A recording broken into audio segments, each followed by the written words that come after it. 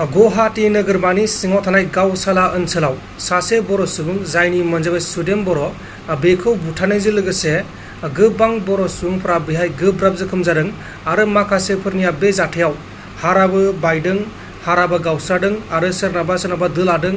बेबायदिनो गोबां जोखोम जानायजों रिपर्ट मोननाय जादों। आरो दा बे जाथायनि सायावनो जायबा जाथाय सोलावदोंमोन बिथांजों आङो सावरायदों आरो दा बिथाङा थाबैनो बेनि सायाव इनफरमेसनखौ खोन्थागोन होनना बुंदों। गुबै जाहोना मामोन, बे जाथायाव माबोरै जानाय, बोरै बिदि बुनो मोनखो, बे गासैबो जाथायखौ बिथांमोना आं सिगाङाव फोरमायगोन होनना बुंदों आरो बिथांमोना जुदि सोलाबोबाथाय आंखौ लेंहरगोन। मानोना दासिम बे केसा जोबथ'वाखै। बे मिथिं जानो लागा दङ, माखासे मेडिकेलनि कर्सा दङ आरो दासान्दि माखासे बुजानाय मानसिफोरा मेडिकेलावनो फाहामथाय लाजागासिनो दङ। जोबोद दुखुनांथाव खौरां। दा बे जायबा दायनिगिरि, जुपिटार क्लाबनि दायनिगिरि, बिसोर दायनिगिरिफोरखौ पुलिसा एरेस्ट खालामबाय आरो दा बे जाथायनि सायाव नायबिजिरनाया सोलिगासिनो दङ आरो थाबैनो बिनि सायाव फुल भिडिअ, फुल डिटेल्सखौ लाबोगासिनो दङ। नोंथांमोना नेबाय थाबानो जाबाय, थाबैनो नुनो मोनगोन। आरो जायबा जुपिटार क्लाब, बे क्लाबनि जानानै मोजाङै सावरायाबालासिनो बिदि बोरै बुनो मोनखो बेखौ जों थाबैनो लाबोगोन, नोंथांमोना बेखौ मिथिनो मोनगोन। अब्ला दानिया फैदो मोनसे जोबोर गिदिर खौरां। बे खौराङानो जाहैबाय बोरमा सिखाव होननानै सानै सुबुंखौ दिरुंजों खाबदावदों, दिरुंजों उखुमाव खाबदावदों आरो इनाय गाग्लोबदों। बुथारनो नागिरदोंमोन नाथाय थैथारासै। आरो बिसोर सानै सुबुङा गोरिब थाखोनि सुबुं, दालित सुबुं। बिदिखौ गुबुन हारिफ्रा दालित होनो, नाथाय जोंनियाव बेखौ मा होनगोन, गोरिब सुबुं। गोरिब सुबुं सानैखौ गावसानि न'नि बोरमाया गोमानायखाय बिसोर सानैखौ सिखावनानै सन्देह खालामनानै न'खरसेनि बिमा, फिसाज्ला आरो बिफाया बिसोर सानैखौ सिखावनानै सन्देह खालामनानै दिरुंजों खाबदावदों आरो डेन्जार बुदों। गोबां जोखोम जादों।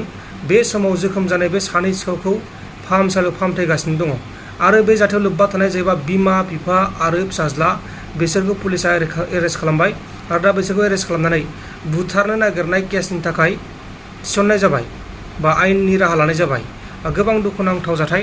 जायबा बुजादों बिसोरनि मुङानो जाबाय तेजा आरो बिनि लोगो सिलुमुला किरण। तेजा आरो सिलुमुला किरणखौ बिसोरो सन्देह खालामनानै सिखाव साजायनानै बुथारनो नागिरदोंमोन। नाथाय खाफाल मोजां, पुलिसफोरनो खौरां हरबाय, पुलिसा जाथायसालियाव फैबाय आरो बिसोर सानैखौ सिखावना सन्देह खालामजानाय सानै सुबुंखौ पुलिसा रैखा खालामनानै फाहामसालिसिम लांनाय जादों। जाथायाव लोब्बा थानाय दायनिगिरिफोरनि मुङा जाबाय कुमुराजुल रामुलु आरो बिनि बिसि सुरुप्पा आरो बिसोरनि फिसाज्ला श्रीनिवास। नैबे नुबाय थानाय आइजो, बे आइजोनि मुङानो जाबाय गोजोनस्रि बर'। बे गोजोनस्रि बर'आ 3 गथ'नि बिमा आरो बेहा फिसाय दंखायो। फिसाया गुबुन रायजोआव खामानि थायो। नाथाय बे गोजोनस्रि बर'आ फिसाय गैयिनि खाबु लानानै गुबुन हारिनि बा मुस्लिम सुबुंजों दोनखारलांबाय बा खारलांबाय।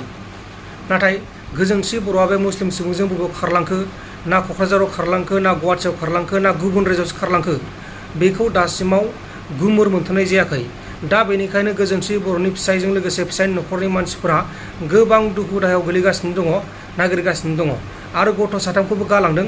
गथ' 3आ बिमाखौ नागिरनानै हालाय हाफाय गाबगासिनो दङ। दा बेनिखायनो नैबे नुबाय थानाय गोजोनस्रि बर'खौ नुदोंबाथाय माखासे फन नाम्बार होनाय दं, बे फन नाम्बाराव खोन्थाहरबानो जाबाय।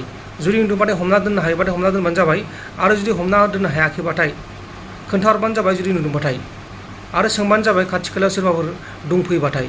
आसरित, जोंनि माखासे बर' आइजोफोरा मा जाखो बेखौ आं मिथिला।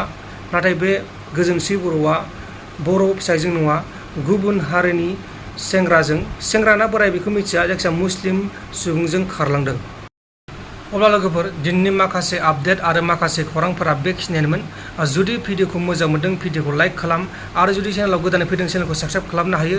गोजोन्थों, एसेनोसै। जै बर' हारिनि।